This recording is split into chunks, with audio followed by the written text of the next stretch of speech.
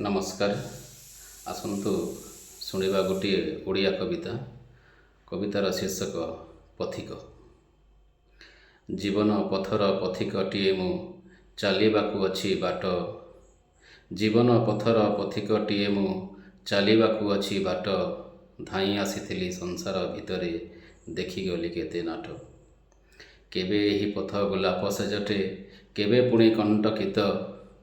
କେବେ ଏହି ପଥ ଗୋଲାପ ସେଜଟେ, କେବେ ପୁଣି କଣ୍ଟକିତ। ଚାଲି ନ ଜାଣିଲେ ପଥର କି ଦୋଷ, ପଥିକ ଖୋଜେ ତା ବାଟ। ଚାଲି ନ ଜାଣିଲେ ପଥର କି ଦୋଷ, ପଥିକ ଖୋଜେ ତା ବାଟ।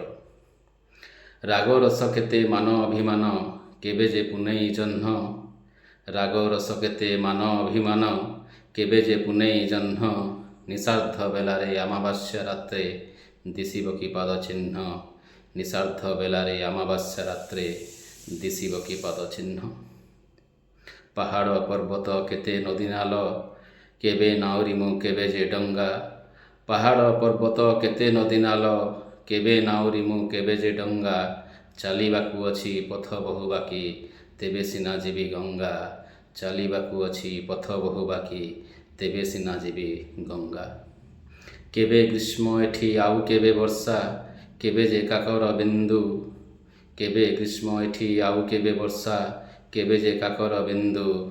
ତୁମ୍ଭ କୃପା ଥିଲେ ଆହେ ମହାପ୍ରଭୁ, ପଙ୍ଗୁ ଲଙ୍ଘିପାରେ ସିନ୍ଧୁ।